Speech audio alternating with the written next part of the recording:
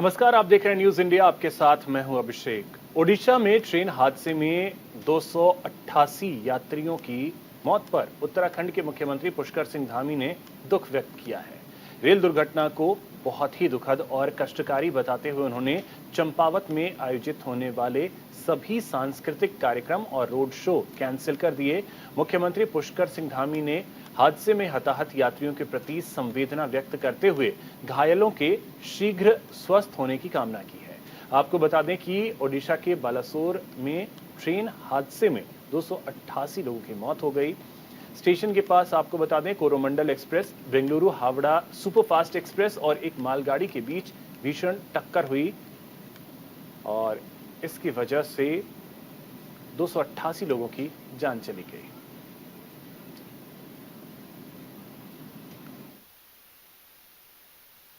उड़ीसा का रेल हादसा बहुत ही हृदय विदारक है। जो भी इसमें हताहत हुए हैं, दिवंगत हुए हैं, उन सभी की आत्मा की शांति के लिए मैं भगवान से प्रार्थना करता हूं कि भगवान उनको अपने श्री चरणों में स्थान दे और अकारण असमय जो उनके परिजनों के ऊपर ये विपत्ति आई है, उनको शोक से गुजरना पड़ रहा है, उन सभी को भगवान इस कठिन घड़ी में इस दुख को सहने की शक्ति। अगली खबर चंपावत से है, जहां मुख्यमंत्री पुष्कर सिंह धामी ने चंपावत कार्यक्रम में शिरकत की। इस दौरान भारी संख्या में मौजूद लोगों ने सीएम धामी का भव्य स्वागत किया। इस दौरान सीएम धामी ने चंपावत के गोलू देवता के मंदिर में पूजा अर्चना की। इसके साथ ही सीएम पुष्कर सिंह धामी ने चंपावत के विकास के लिए 50 करोड़ 54 लाख की 42 योजनाओं का लोकार्पण किया और आम जनता से मुलाकात कर उनकी समस्याओं को सुना। इस दौरान मुख्यमंत्री ने चंपावत में श्रमिक सुविधा केंद्र का शुभारंभ भी किया, जिससे स्थानीय लोगों को आवश्यक सुविधाएं मिल सके।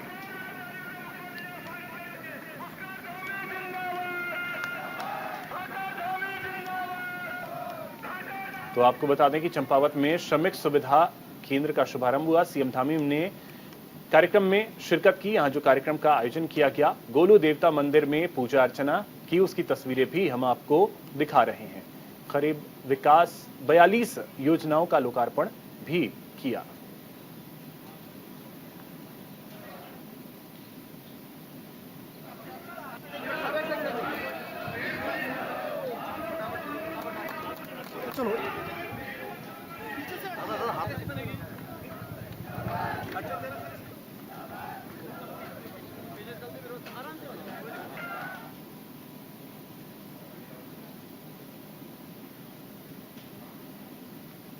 उड़ीसा का रेल हादसा बहुत ही हृदय विदारक है।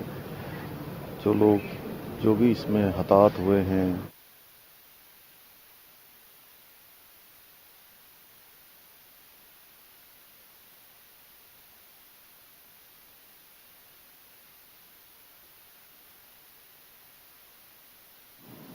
तो आपको बता दें, जनता से मुलाकात कर उनकी समस्याएं भी सुनी मुख्यमंत्री पुष्कर सिंह धामी ने।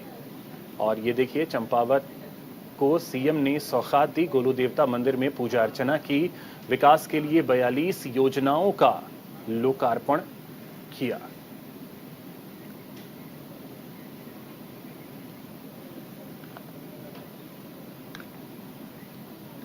लक्सर में आम आदमी पार्टी के प्रदेश उपाध्यक्ष नरेश शर्मा ने हरिद्वार सांसद डॉक्टर रमेश पोखरियाल निशंक पर हमला किया। नरेश शर्मा ने डॉक्टर निशंक ने 9 साल के कार्यकाल में जनता के लिए कोई भी विकास कार्य नहीं किए। इसके अलावा उन्होंने युवाओं को रोजगार के लिए भी कोई बड़ा कदम नहीं उठाया। साथ ही ये भी कहा कि कोई पैरामेडिकल कॉलेज या कोई डिग्री कॉलेज भी सांसद की ओर से नहीं बनवाया गया। इससे पूरी तरह से साफ होता है कि वह जनता के हितैषी नहीं है।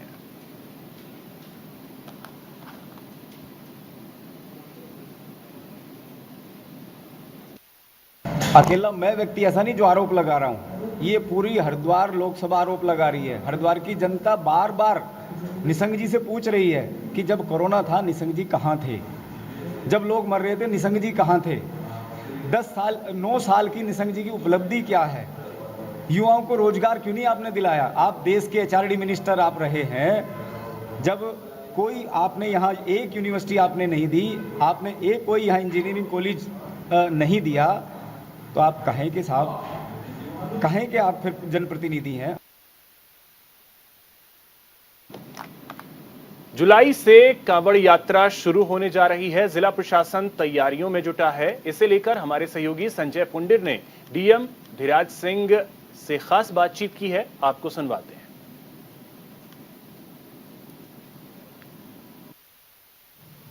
कांवड़ यात्रा को लेकर जिला प्रशासन ने अपनी तैयारी शुरू कर दी है। आज खुद जिला अधिकारी कांवड़ पटरी का निरीक्षण कर रहे हैं और इस वक्त हमारे साथ भी हैं। उनसे बात कर लेते हैं कि कांवड़ यात्रा को लेकर किस तरह की तैयारी है।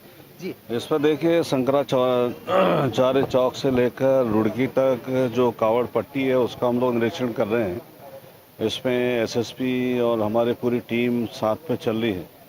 जो सुविधाएं आज तक हम लोग देते आए हैं कांवड़ यात्रियों को, उसमें क्या बढ़ोतरी हम लोग कर सकते हैं और उसको भी हम लोग देख रहे हैं। और तात्कालिक रूप से जो काम तुरंत काम करने हैं उसको हम लोग स्टार्ट भी कर रहे हैं। देख रहे हैं आप देख रहे होंगे कि सफाई व्यवस्था अपनी शुरू कर रहे हैं। झाड़ियों का कटान हम लोगों ने शुरू कर दिया है और उसमें जो भी पॉलीथीन्स वगैरह हैं उनको भी रिमूव हम लोग करा रहे हैं। ऐसी हम व्यवस्था कर रहे हैं कि चाहे जिला पंचायत का क्षेत्र हो या नगर निगम का क्षेत्र हो, सब व्यवस्था अच्छी रहे और जितने भी श्रद्धालु हमारे आते हैं उनको जो सुविधाएं हम लोगों ने, चाहे ड्रिंकिंग वाटर का हो या टॉयलेट्स का हो, अच्छी सुविधाएं तो देने जा रहे हैं। कांवड़ यात्रा में सबसे ज्यादा जो समस्या रहती है जाम को रहती है, रोड मैप और रूट प्लान क्या रहेगा? उसमें देखिए, गत वर्षों में जो रूट प्लान हमारा रहा है उसी को हम लोग फॉलो करेंगे। हाँ, जरूर एक दो पॉइंट्स में दिक्कत जरूर होगी क्योंकि कांवड़ यात्रियों का रूट और जो रोड क्रॉस कर रही है वो क्लैश करती है एक दो जगह पे, तो वहाँ पे 24 घंटे हम लोग अपना पुलिस फोर्स वगैरह तैनात रखेंगे ताकि यात्रियों को भी असुविधा ना हो और कांवड़ यात्रियों को भी असुविधा ना हो। कैमरा पर्सन के साथ संजय पुंडीर, न्यूज इंडिया, हरिद्वार। चारधाम यात्रा के साथ ही अगले महीने कांवड़ यात्रा भी शुरू हो जाएगी। ऐसे में प्रशासन के कंधे पर डबल जिम्मेदारी आ गई है।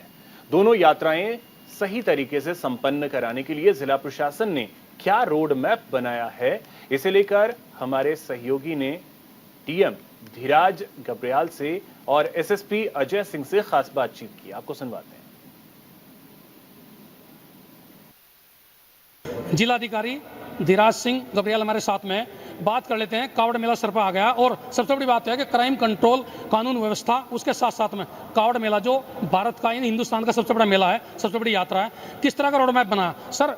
रोड मैप किस तरह का बना है? प्रशासन के कंधे पर डबल जिम्मेदारी है। इसमें देखिए, लास्ट ईयर लगभग 4 करोड़ के लगभग हमारे कांवड़ यात्री आए थे और दिन प्रतिदिन यात्रियों की संख्या में इजाफा हो रहा, तो कहीं ना कहीं ये मान के चले कि जो आस्था में वृद्धि हो रही है और यहाँ जितने लोग आ रहे हैं उस हिसाब से अगर आप देखोगे, उत्तराखंड के लिए एक गौरव का क्षण है हमारे लिए। इसलिए क्योंकि एक तो मैक्सिमम यात्री, तीर्थ यात्री हमारे प्रदेश में आते हैं, चाहे चारधाम यात्रा को जाते हैं या फिर कांवड़ लेने के लिए आ रहे हैं, तो हमारे लिए वाकई में ये गौरव का क्षण है। उसमें उत्तराखंड सरकार की ओर से, उत्तराखंड गवर्नमेंट की ओर से स्पष्ट हमारी वो निर्देश हैं, खासकर सीएम साहब का, कि उन्होंने ये कहा है कि जो सुविधाएं आपको देनी है, जितनी सुविधाओं में बढ़ोतरी या इजाफा करना उसको करिए।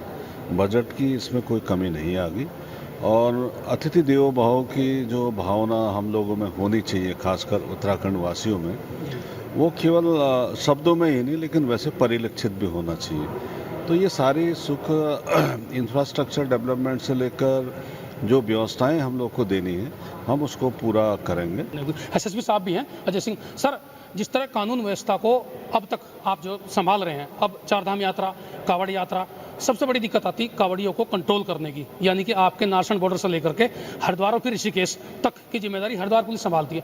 क्या रोड मैप आपका है पुलिस का? देखिए, ये कहना गलत होगा, उनको संभालना नहीं, बेसिकली जो आस्था का जो ये कहते हैं सलाह आता है, लोग आते हैं आस्था में, कहीं ना कहीं उनको गाइड करना पड़ता है कि उनकी पार्किंग कहाँ पर है, उनको स्नान के लिए कहाँ जाना है, आने का रास्ता क्या होगा, वापसी का एग्जिट रूट क्या होगा। ये सारी चीज़ अगर हम समय से उनको सही सूचना प्रसारित हो जाए, उनसे समन्वय बन जाए, जहाँ जहाँ से वो चल रहे हैं, जिन जनपदों से, गाँव से, वहाँ तक हमारी सूचना पहुँच जाती है, तो मुझे लगता है कि कहीं इसमें कोई दिक्कत नहीं आती। चलिए सर, तो दोनों अधिकारी डीएम एसएसपी साफ तौर पर कह रहे हैं कि चाक चौबंद व्यवस्था रहेगी और तमाम तैयारियां पूरी कर ली गई हैं।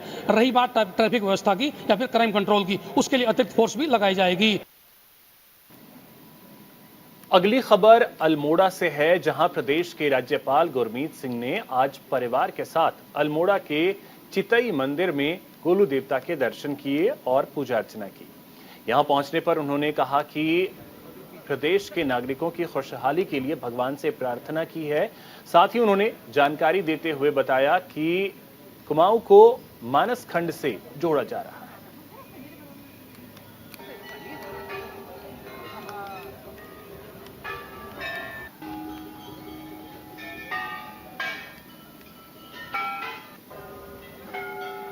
और मुझे तो पूर्ण विश्वास है कि उत्तराखंड एक न केवल देवभूमि है, ये एक ऐसी तप भूमि है जहां पर आकर एक किसी भी टूरिस्ट को, किसी भी आस्था श्रद्धालु को एक अलग ही आस्था का अनुभव होता है।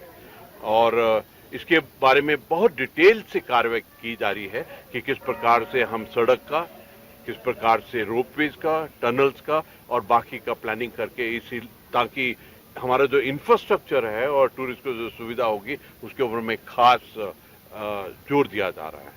और मैं हर रोज देख रहा हूं कि किस प्रकार हमारे इस इलाका के अंदर में एक सर्किट सा बन रहा है। जो नीम करोली बाबा आते हैं वो गुलजू महाराज के भी आना चाहते हैं, और जिस प्रकार से जागेश्वर टेम्पल पूरे विश्व के अंदर में जागेश्वर जी का जो आस्था है वो अपने आप में, मुझे लगता है कि आने वाले समय में जो टूरिस्ट मानस खंड में आएंगे वो अपने आप में एक बहुत बड़ा नंबर होगा। अगली खबर गढ़वाल से है, जहां मीडिया संवाद कार्यक्रम का आयोजन किया गया। इस दौरान पूर्व मुख्यमंत्री और सांसद तीरथ सिंह रावत ने बीजेपी के शासनकाल की उपलब्धियों को गिनाया। इस मौके पर उन्होंने कहा कि देश के साथ साथ प्रदेश में विकास कार्य किए जा रहे हैं। श्रीनगर में एनआईटी का स्थायी परिसर खोलने और गढ़वाल में यूपीएससी की परीक्षा करवाने जैसे कई मुद्दे संसद में उठाए।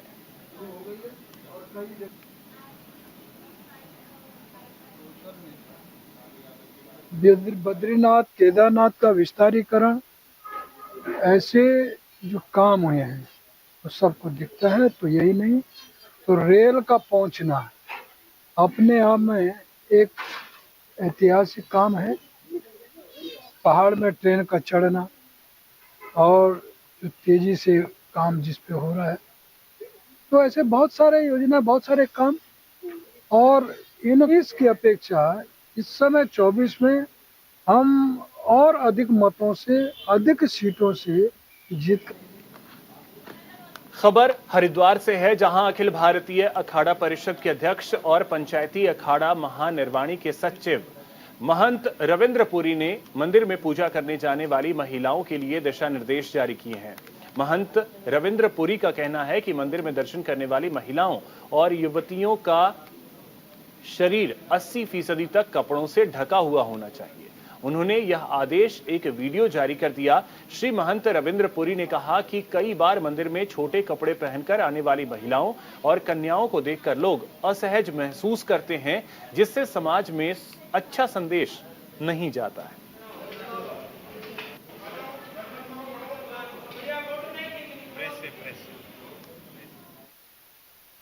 आने वाले श्रद्धालुओं से अपील की है कि जो माताएं बहनें अपने परिवार के साथ में युवा अवस्था की कन्याएं जो आती हैं, उनके जो वस्त्रों का पहनावा है वो थोड़ा ठीक होना चाहिए।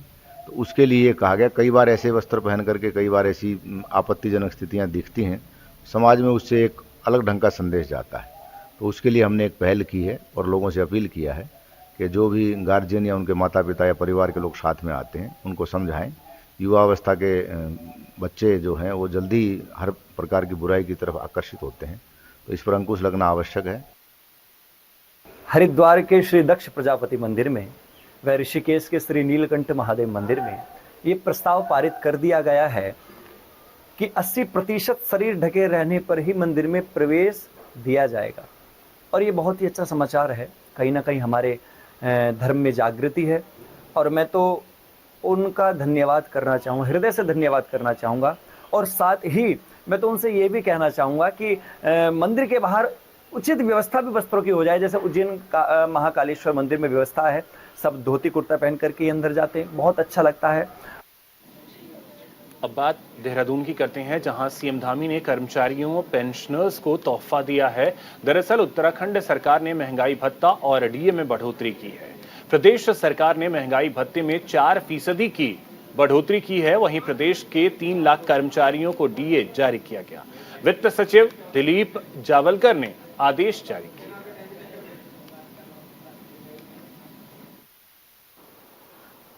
आज बड़ा शुभ दिन है और मैं बहुत दिनों से सोचता था कि इस पवित्र स्थान पर आऊं और पवित्र स्थान पर आकर इस गुरु घर में, जो गुरु नानक जी की तपस्थली है, जहां से उन्होंने प्रेम का संदेश, सभी को एक साथ मिलकर रहने का संदेश, भाईचारे का संदेश, सौहार्द का संदेश दिया था, उस स्थान पर आकर शीश नवाओं, माथा टेकूं और आज ये शुभ दिन आया और मैं अपने आप को धन्य महसूस करता हूं। मैं धन्य समझता हूं कि मैं ऐसे पूज्य स्थान पर आप सबके बीच में आया हूं। मैं इस जोड़ मेले की आप सबको बहुत शुभकामनाएं देता हूं और निश्चित रूप से जो ये मैं अभी बाबा दर्शन जी की जब मुझे पूरा यहाँ पर दिखा रहे थे, कहाँ से पुल बना है, कहाँ बाउंड्री बनी है, कहाँ पर किस प्रकार से काम हुआ है, किस प्रकार से सराय बनाया गया है, किस प्रकार से ऊपर गुरु घर बनाया गया है, तो अपने आप में देखने में अद्भुत है। और इसको देखकर लगता है कि अनेक लोगों ने इसमें अपना परिश्रम किया है, पसीना लगाया है, अपनी मेहनत की है, तब जाकर ये स्थान बना है जहाँ गुरु महाराज जी के द्वारा हम सबको एक रास्ता दिखाया गया। मैं भी आज यहाँ पहुंचकर सच बता रहा हूँ कि मुझे आत्मिक खुशी हो रही है, क्योंकि मैं ऐसा मानता हूँ जैसे महाराज जी जैसे हम लोग जो है वहाँ नानकमता गुरुद्वारा साहब में कार सेवा करके जैसा आनंद आता है, जैसा आप लोगों को आनंद आ रहा होगा, मुझे आज बिल्कुल अपने आप को यहाँ पहुंचकर मुझे ऐसा लग रहा है कि मैं भी कार सेवा में अंश मानकर अपना योगदान दूं। खबर देहरादून से है, जहां किसानों की आय दोगुनी करने के लिए केंद्र सरकार ने मंडवे और झंगोरे जैसे उत्पाद को मोटे अनाज की श्रेणी में रखा है, जिसके लिए मुख्यमंत्री पुष्कर सिंह धामी और कृषि मंत्री गणेश जोशी ने प्रधानमंत्री नरेंद्र मोदी का आभार जताया है। आपको बता दें कि प्रदेश में मोटे अनाजों को मंडियों तक पहुंचाने के लिए योजना भी बनाई गई है, जिसकी तैयारी को लेकर मंत्री गणेश जोशी ने संबंधित विभाग के अधिकारियों के साथ समीक्षा बैठक की है। इस मौके पर कृषि मंत्री गणेश जोशी ने कहा कि कृषि विभाग की इस योजना के तहत प्रदेश में काम करने वाली महिला सहायता समूह को राज्य सरकार 1.5 रुपए प्रति किलो कमीशन देगी, जिससे स्वयं सहायता समूह की महिलाओं के साथ साथ प्रदेश के किसानों को भी फसल का उचित समर्थन मूल्य मिल सकेगा।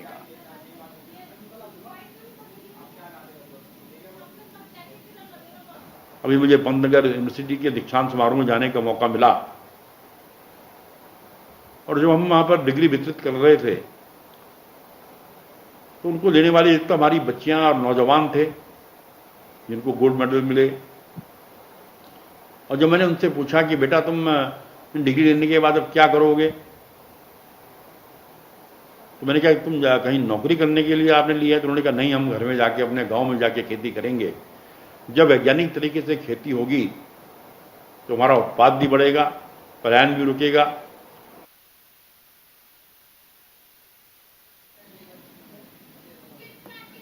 उत्तराखंड के सामरिक महत्व वाले चमोली जिले में सीमांत क्षेत्र नीति घाटी को जोड़ने वाले गिरती नदी पर बीआरओ ने वैली ब्रिज तैयार कर लिया है। इस पुल से सेना, आईटीबीपी के साथ ही ग्रामीणों के वाहनों की आवाजाही शुरू हो गई है। 16 अप्रैल को निर्माण सामग्री से भरे एक लोडेड डंपर के यहां से गुजरने के कारण पुल टूट गया था। सामरिक और सामाजिक दृष्टि से महत्वपूर्ण मलारी हाईवे पर यह पुल टूटने से दिक्कतें आ रही थी। इसके बाद सीमा सड़क संगठन ने 2 दिन के अंदर नदी में मिट्टी और पत्थरों से भरा एक अस्थायी रास्ता बनाकर वाहनों की आवाजाही शुरू करा दी, लेकिन नदी में पानी का जलस्तर बढ़ने के कारण दिक्कतें आ रही थी।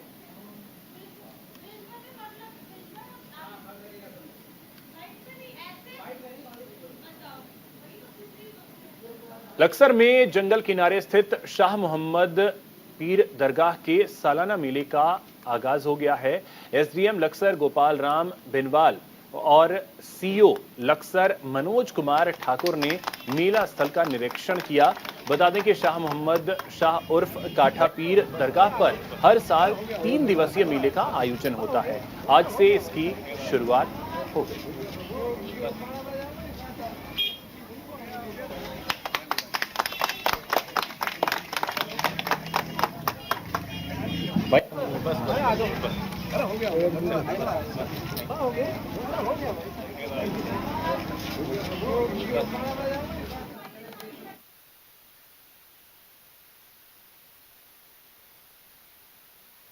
साहब ने बताया कि ये मेला अगले 5 दिन तक चलेगा, तो इसमें सुरक्षा व्यवस्था के मद्देनजर सबसे पहले तो जो झूले वाले हैं, जो दुकान वाले हैं, इन्हें प्रॉपर स्पेस रखने के लिए, फायर के इंतज़ाम रखने के लिए हमारी फायर टेंडर भी लगेगी।